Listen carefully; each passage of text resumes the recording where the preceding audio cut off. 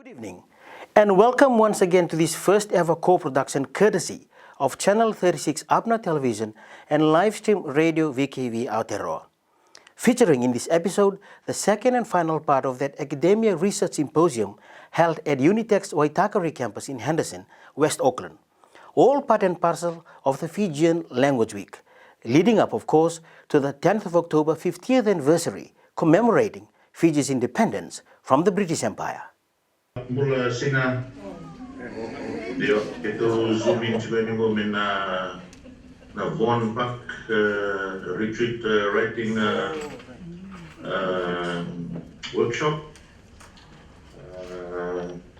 So there's a couple of us still around, and so we are all zooming in. Nada mga Lupeti, for those of you who haven't met me, Lupeti Sudinandi.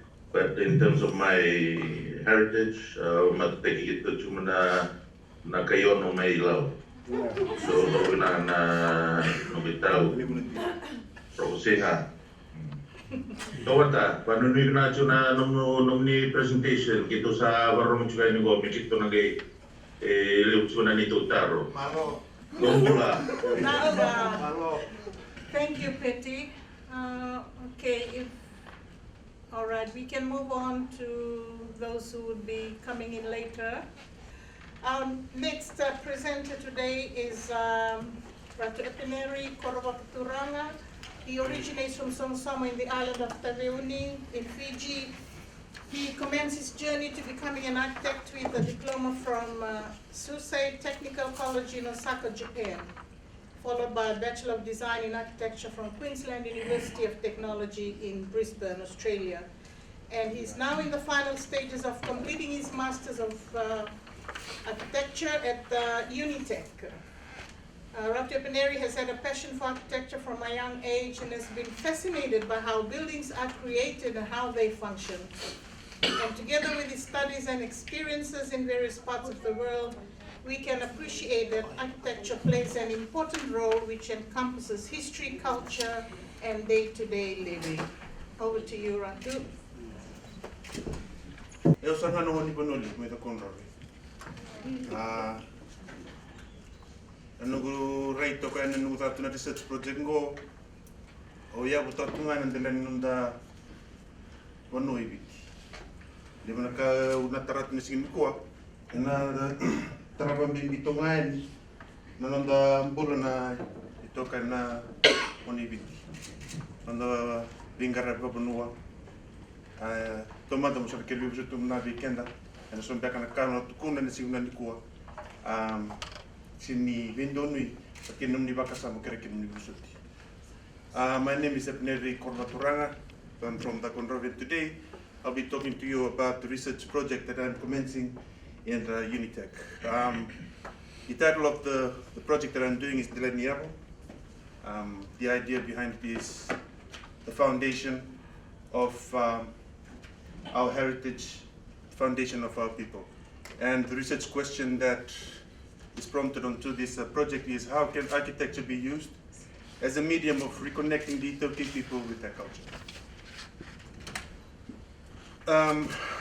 When I started with the project, I came up with the ideas of the three questions: why am I doing the project, what am I going to do, and how am I going to address this architecturally?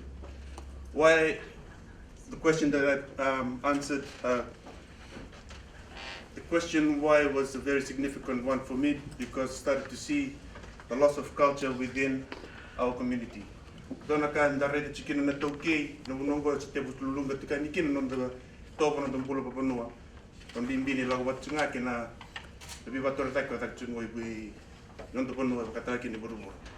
this also applies, or I see the similarities in most Pacific Island nations.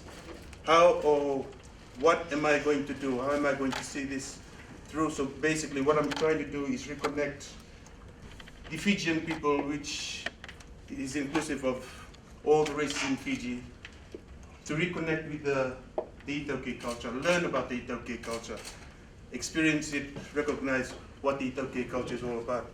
And how am I going to do this? Architecturally, I'm looking at designing a public building that facilitates cultural lens. And in order for me to do that, I need to come up with a design framework that helps me to design the whole project. So my inspiration was based on Te Aranga design principles. This is a framework that has been introduced in the early 2000s, and these are introduced by the academics here in Aotearoa, especially in Auckland. So they came up with a design framework which talks about how you perceive design in a specific site. How do you address it, taking into consideration cultural values? And looking at how they were doing this, it really inspired me in my lecture last year. I thought that, this is a way that we can introduce culture into architecture. And how is that going to be? It comes back down to understanding what the culture is all about. The bonongo so que te borre te chikani kinoya una na bakasama ni kenda ni tuki. And the senior rawia mona the takeable drawing taka si matala taka the design principles question tari chicken non the bull. I had to take a step back and think I'm designing design principles about the Itoki culture, and I can't overstep or overlook the culture itself. So I had to go back and understand what my heritage is. I had to understand who I am. Lau na bakasama na toka, the busa, matangali, mamikina bonu. And that all comes down under the social unit. So the way I see it is that once you understand what the structure is, how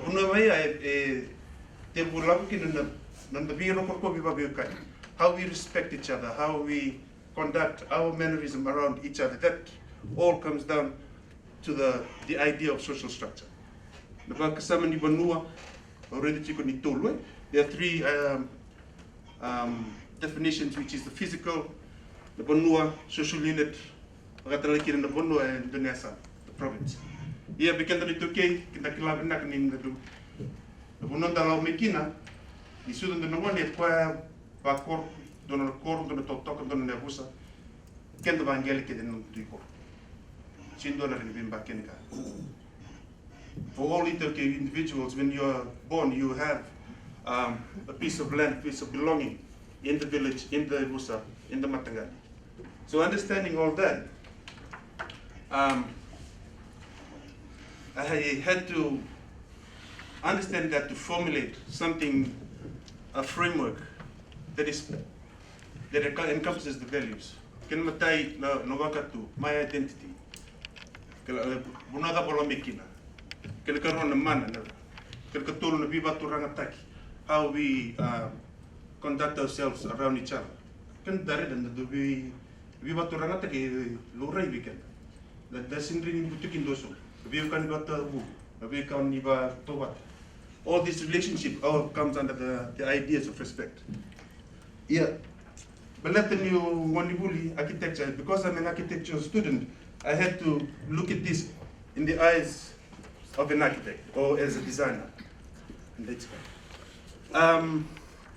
First, looking at it was visual for me. I had to look into how Fiji was and where I belong and where my roles are within the Matangati, within the Vanua. And also the idea of identity, the physical elevation. When the chief is sitting up, the Shindulame to maintain the wood on that bit like it was. Then at Kilana Bunon and Dandikin, Nunda Tutu, Papanua.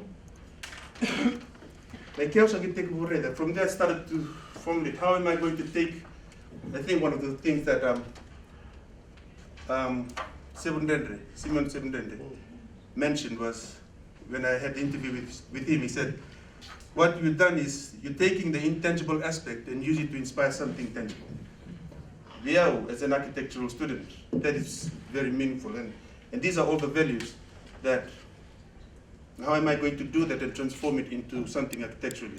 So the site that I've chosen is Fiji Museum, and the Botanical Garden. I'm sure that everyone is familiar with where Botanical Garden is. The reason that I chose the site is because it's in an urban setting. And my address into this is that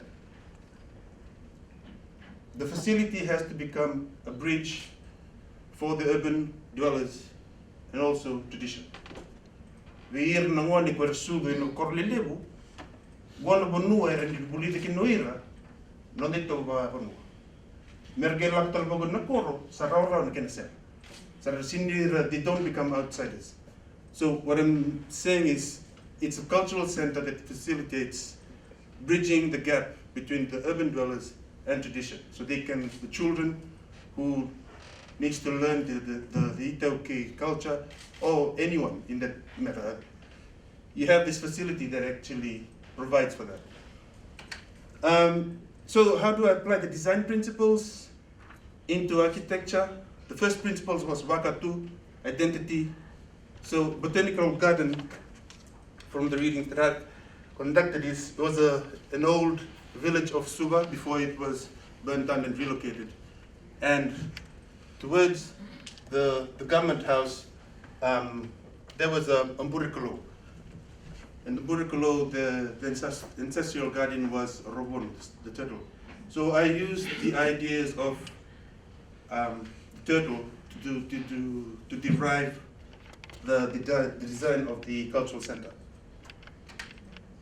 And then I started exploring. I'm just running a few explorations so that it makes sense to us today. I think the first one that I looked into was the carapace, the shell of the turtle. And I started looking into all these aspects. I started deriving forms as a structure, looking at the movement of the sea along the turtle, and using these inspirations and designs to derive the design of the cultural center. So I started looking into a plan and program that works hand in hand with what is existing on the site, which is the Fiji Museum.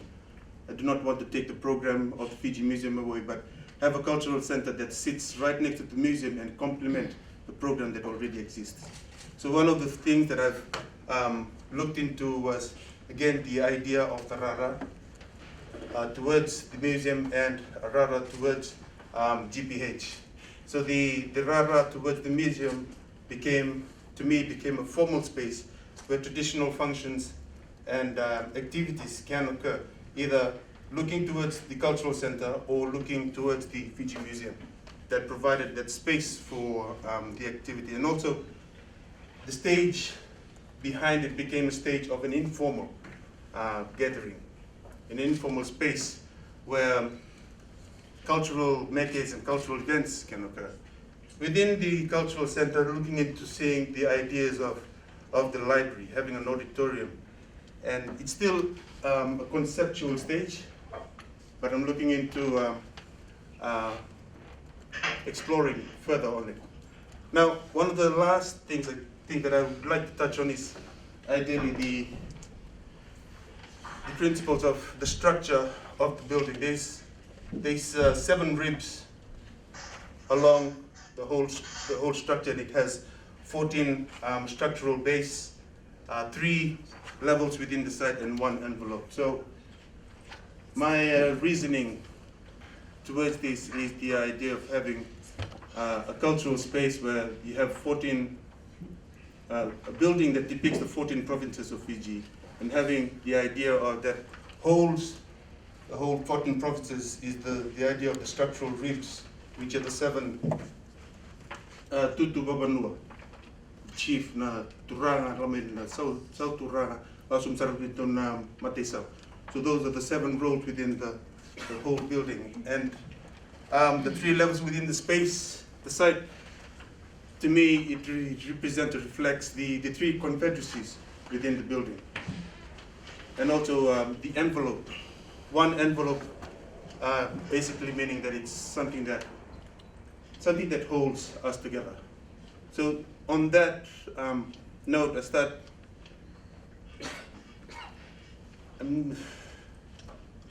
There is so much that you can do. There is so much that you can explore.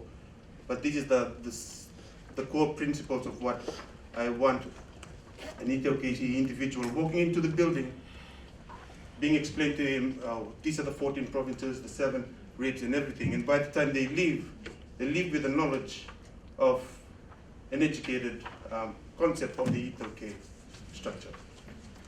So, on that note, Navale for your time. Navale Peneri, and I know any questions, feedback, he will be around. He's one of our MA students and he's looking forward to feedback from you. Thank you. Our next presenter is Ulamila Bakalalambure. Ulamila was a journalist for 20 years before returning to academia.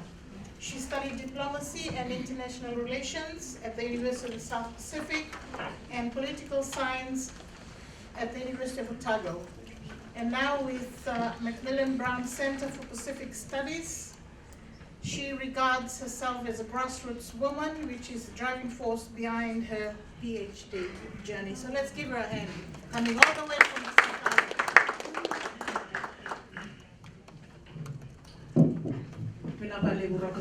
And again, everybody. My name is Ulamila, and it's a privilege to be here to present what I hope to complete down at Macmillan Brown Center. My PhD journey is actually about, sorry, I find it's going to be a very sensitive topic, but it's something that needs to be talked about. My topic really, my research is on women, power, and customary land innovation. It's just so ironic that I had to present after Ratu's presentation. But, well, I suppose that's all what academia is about. We all are here to share our thoughts, and that in some way, one way or the other, we will advance the well-being of our people. It's very simple. My slides are not so fancy because I really want you to listen to me and not see the slides, because I think I have a few things to share and I really want your feedback as well. Okay, why am I pursuing this study? This study, I should put it in context. Prior to my PhD journey, I lived in my village, in Natewa village, for 4 years. So I came from my village to Professor Ratuwa to help guide me and confine and discipline my way of thinking. So why did I pursue this? I pursue this because more than 80% of our lands in both the Cook Islands, my studies really in the case of the Cook Islands and Fiji. Why? Because my father is from Wanolevu, my father is Fijian, my mother is from the Cook Islands, and I'm a landowner in both. But in the Cook Islands, I have land under my name. I don't have any land under my name in my father's land, in my father's matangali, or in my father's home, in my father's country. So I'll always be regarded as a visitor, and that's a fact. Okay, why did I study? Customary land makes up a huge composition of our land back in Fiji and the Cook Islands. In the Cook Islands, about almost 100% is customary owned. In Fiji, it's over 86% of our land is customary owned. So I want to bring this customary land and put it under a microscope and really look at it minutely as to why or how women engage with customary land ownership, customary land inheritance, customary land usage, and also if they do innovatively use this land and how. So when I'm talking, remember, I'm looking at the Cook Islands and Fiji. It is so important to me because in my Fijian culture, land is inherited patrilineally. So lands of my father are inherited by my brothers and my brother's children. So my grandfather's land was inherited by my father, but I do not inherit any land from my father, nor will my children inherit any land from Fiji. In the Cook Islands, I was never born, nor was I raised in the Cook Islands. I went as a much older person with children after the events of 2000. So imagine I was I was really not a Cook Islander in the sense that I was never raised there. I did not grow up there.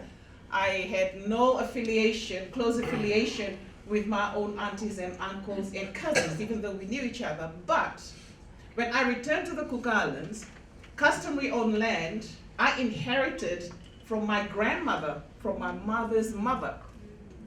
My mother did not inherit any land. She lived for 40 years in Fiji and she died there. So I returned to her country, and then I went to the family and they recognized me. Not because of any other reason, but for the simple fact that my mother was a Cook Island and I was her biological daughter. So I inherited land. My mother never inherited my grandmother's land, but I went to court and I worked on all my grandmother's land and I inherited all those land.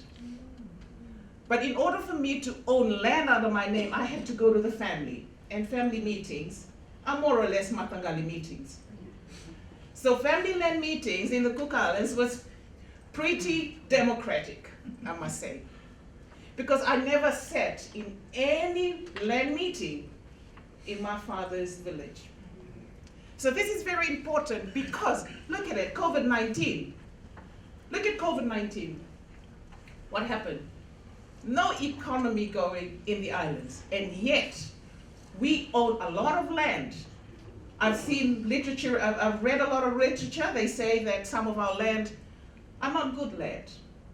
But there is a saying from where I come from in Fiji, it says, Nisachi o asomo echi ambula, where there is land, there is life. So it really doesn't matter what sort of land we have, there is land.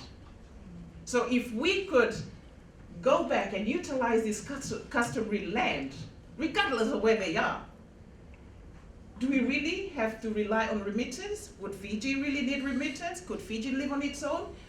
Most of us here were remitting money during the COVID lockdown to our families back home. Okay, so customary land is so important because by law and by tradition, we are all landowners. Now, I shared my experience briefly about the Cook Islands in Fiji.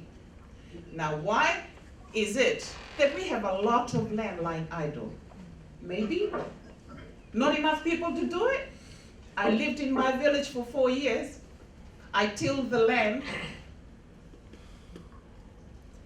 So, in order for me to approach this, most feminist theories talk about women. So it's the discourse, which is the language, my in-depth interviews and all these actions and all this, I will study them minutely. And this is where I believe power will appear. In our two cultures, in the Fiji and the Cook Islands culture, you just have to sit and listen. And this is my research. You just have to sit and listen. And you hear the language and you can tell straight away. You can tell, okay, go. This. You can start, creating hierarchies. So this is where power may not come to light while I'm doing my research, but when I'm analyzing my data, using this critical discourse analysis. Discourse is your language. It's how we study language. And I cannot interpret somebody else's language if I don't put it in the context of the society, of the social background of where that language was used. This is how I'm going to approach my research. So I'm going to do critical discourse analysis, go through the language, because I believe, not as a woman, I believe as a researcher. Don't look at me as a woman, okay? I'm here as a researcher. I believe that power exists. You identify it in that language. And power is really key. Now, having said that, let me look at my note. Did I miss something? Yes, I've talked about hierarchy, and that's important. No matter how much we disguise it, hierarchy determines a lot of the power plays in our culture. And this is something that's going to come out of my research.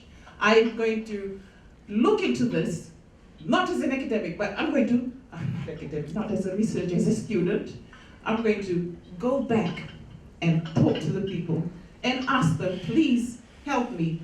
Does this really does this really matter? Do you think my questions make sense? Help me find the answer. And that is my, you know what, I'll stop here because I'm very passionate about my study. I can go on and on and on. Thank you so much for your time.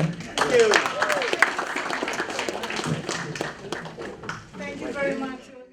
Well, there you go, viewers, and we've heard it all. From the 2020 Academia Research Symposium held at Unitec's Waitakere campus in Henderson, West Auckland. From women empowerment in patrilineal society to architectural transformation promoting traditional identity and values. We hope you have been following through very closely and thoroughly enjoyed the topics that were up for discussion. In particular, how they were taken apart and dissected by these very fine Fijian researchers. The Fijian word, of course, in the context of the provisions of the 2013 Constitution. Good evening.